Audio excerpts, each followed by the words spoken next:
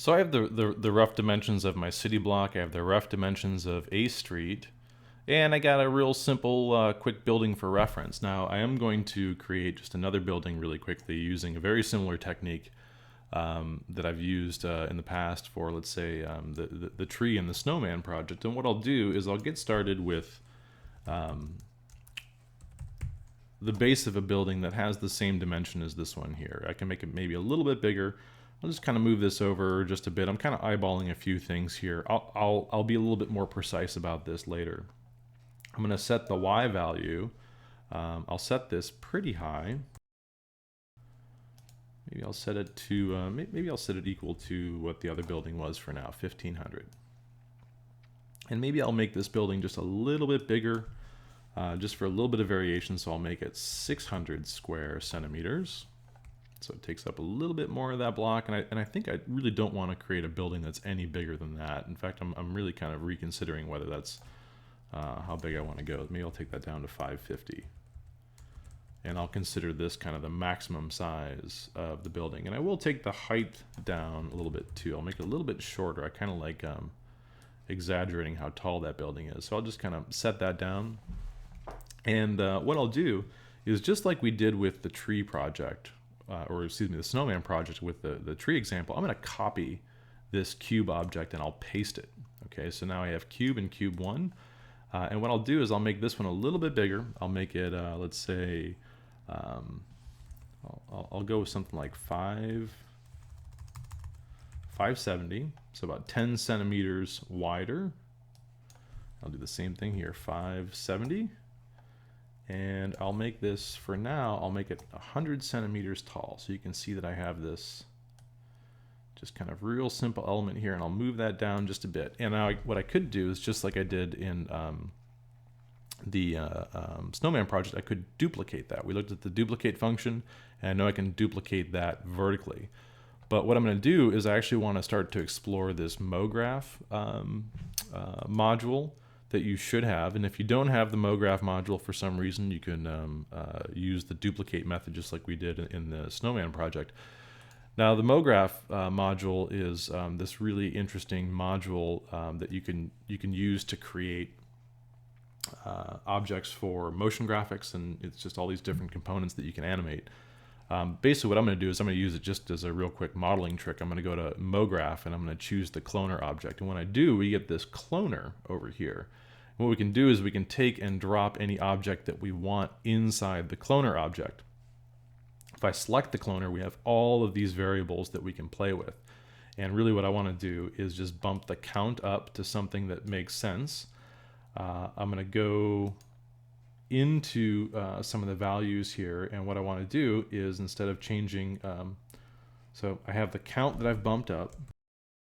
If I look in this next group of panels here, I have the P, which is position, scale, and rotate. So P is for position, S is for scale, R is for rotate, and I have the X and I have the Y, and what I want to do is I want to bump up this Y value.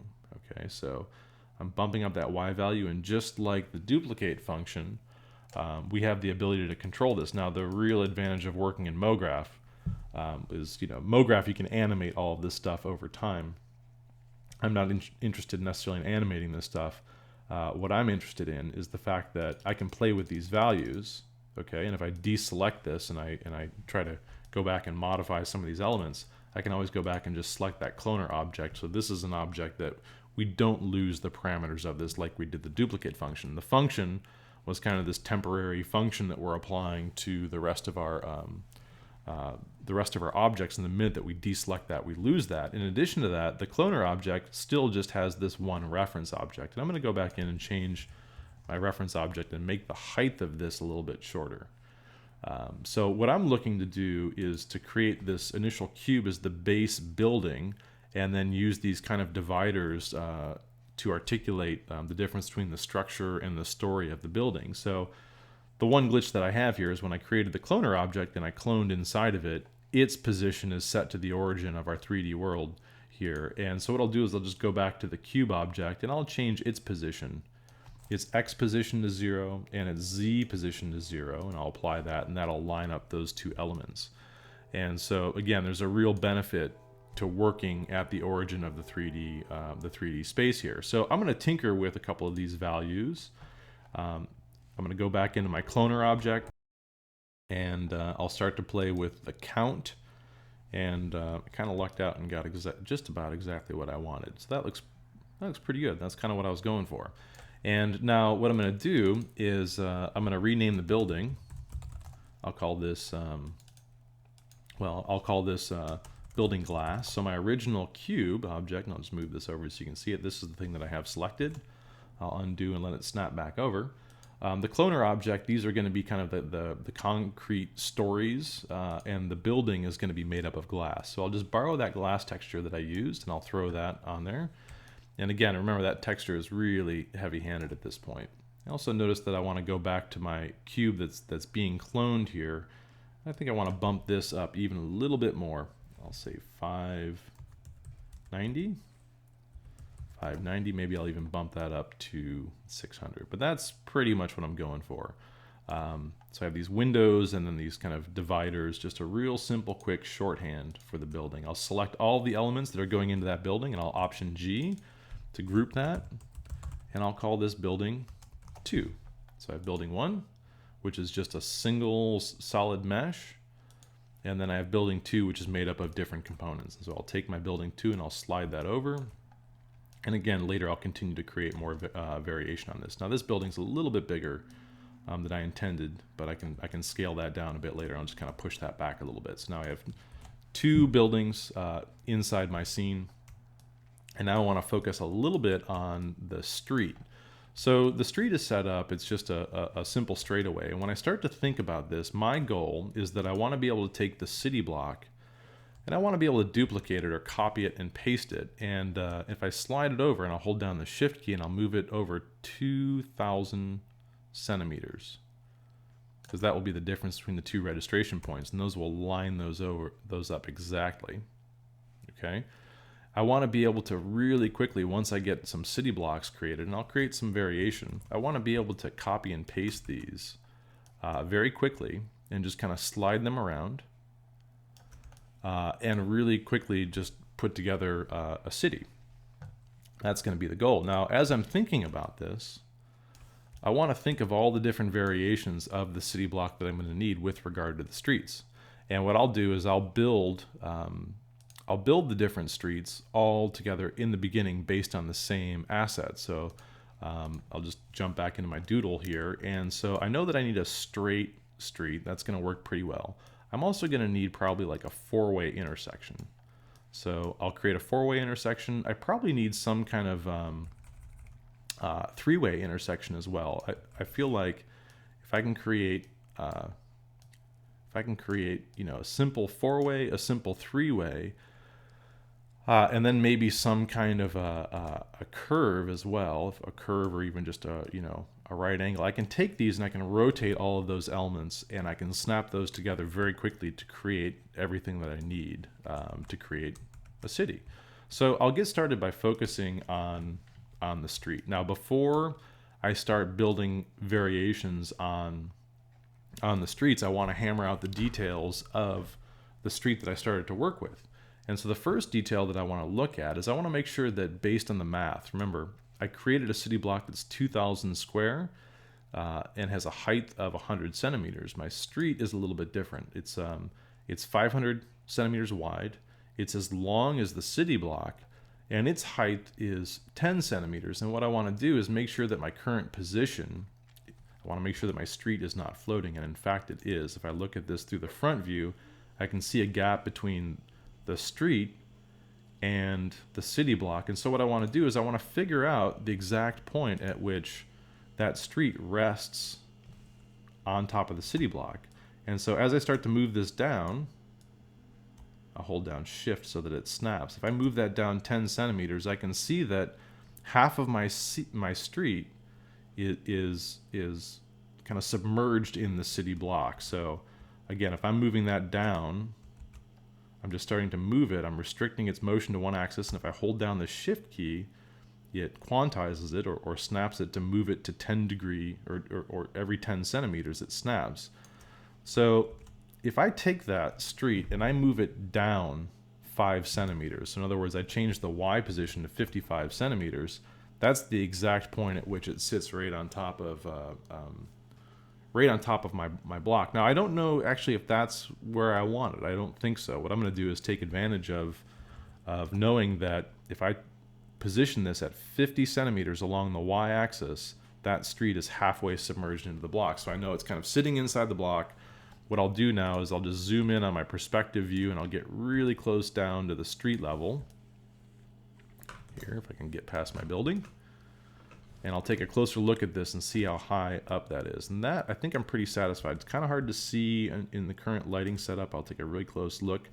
But you can kind of see how the street is popping up over the edge. And I like that. That's just about what I'm going for. So I'm convinced that that's the way I want to go. I'm convinced that that's the right position. And the reason I wanted to hammer out the position is because I'm going to use the same technique and create some really simple lines just using geometry. I want to create the yellow lines that are going to divide this street. So I'm going to start off with a cube, and I'll call this, for now, I'll just call it line. I don't know if it's going to be a dotted line or what. I want to get the sizes set up right. So what I'll do is I know that my X, I want this much smaller. So maybe I'll key in a value of 25, and that looks pretty good. The height value, I'm going to stick with 10. And I'll move this up just so I can see it a little bit more clearly. There we go. And the Z value of 200, I don't want to start with my dotted lines, although 200 feels pretty good. Maybe it feels a little long. I'll set this to 2000. Okay. Now, I'm going to create a yellow line.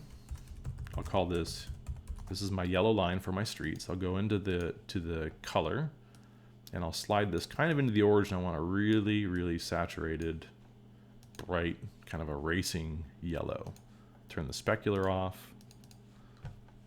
Try to close this material, and I'll throw that on my line. Now, these lines will feel a little big for now, but that's okay. I can always go back and tweak this a little bit later. Again, I just want to rough out the basic concept for creating these lines. Now, the detail of the street, I'm going to keep them really simple. But it's not a bad idea to take a walk through your neighborhood and look at intersections, look at streets, and see how these streets are really created. Are the yellow lines in the center, or are there white lines on the side? What's going to describe the street? And some of the details that we put into this are really going to help sell this concept. So I have a real basic line here. It kind of feels a little wide to me, but I'll worry about that a little bit later. Now I want to figure out the actual height position here. So I'm going to move this down just a bit. And I'll start to key in some values. Now the line, I don't want to sit too far off of the top of my street. And so I'm just going to, I'll just play with some of the values here. I'll move it down to 54. And again, at this point, I want to make sure that, I've kind of abandoned the math and now I'm just moving into this experimental phase. And I know that if I'm at 50 centimeters along the Y-axis, that yellow stripe is buried in the road. So if I move it up just a little bit and I go 55.5 or maybe even 51, I know that my yellow line is poking out of the top of the street here. And it's got a little bit of an edge that might cast a shadow, but again, I'm kind of going for the stylized look, and I think that'll look pretty good. I'm a little concerned about the width of my line, but I think when I double this up, I'll move this over just a little bit and hold down the shift key and just, oops, didn't want to do that. I'll grab it according to one axis and just snap it over 10. I'll copy and paste. I'm going to make a double line here. I'll start to move it over and I'll hold down shift.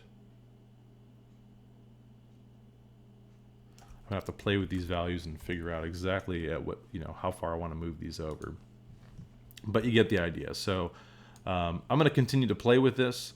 The next thing I'll do is I'll start making a second block once I iron out the exact position that I want the lines to be in, and then I'll snap these things together and see how quickly I can get the rough content for the city. So I'll just going to zoom back in here, and I'm going to hold down the shift key. I'm going to start to move this over, and I'll hold down the shift key, and now I see that I've moved that along the X 20 centimeters. And what I'll do is I'll copy and I'll paste, so I have a second instance of the line. I'll start to move it in the other direction. So there is the center. That's where I created this, and I'll just kind of snap it over another 20. So I have a second line that's at negative 20, and that seems to be exactly where I want these lines. I'll take a look back in the perspective viewport. They might feel a little wide, but I think once I throw some sidewalks on here, that'll kind of help balance that out. So that was the size and the dimension that I was looking for. I'm looking at the line. The first line is has an X position of 20 centimeters. The companion line has an X position of negative 20, and that seems to line those things up just right. So I'll refer back to these as needed. I'm actually jotting down these numbers on a notepad next to me as well, so I don't have to jump back and forth. So I feel like I got the basic nuts and bolts of the street, and I got a concept of how these are going to start to work out. I'll start to play around with some dotted lines as well. So maybe I'll take the line on the left here, and instead of making it 2,000, maybe I'll take it down to maybe 100. Look at this from a top view to get a better sense of that. Yeah, that looks pretty good. And if I copy and paste, I can just start to snap these things around. So I'll just move this over according to one axis. I'm holding down the shift key to snap, and it looks like if I move it 150 centimeters, that looks pretty good. I'll copy and paste and start to move this again, holding down shift. And I'm just being very, making sure that as I start to move this, I'm rolling the mouse over, I'm clicking and dragging, and once it starts to move, I'm going to throw down the shift key, and that'll quantize the motion, or in other words, make it move, snap every 10 centimeters. And I'll just copy and paste and quickly build up this dotted line. Okay, I'll continue to see that through offline, but you get the idea where I'm going with this. But I think I have the rough aspects of what I want my straight street to be. In the next presentation, I'll rough out the four-way intersection and the four-way intersection and the three-way, and then I'll tackle the curve a little bit later. So continue to experiment with this. I have 2 reference buildings, and I'm just roughing out my street. I'll get the street roughed out offline. When I come back, you'll see some additional details, but it's all using these same techniques. And we'll catch up in the next presentation.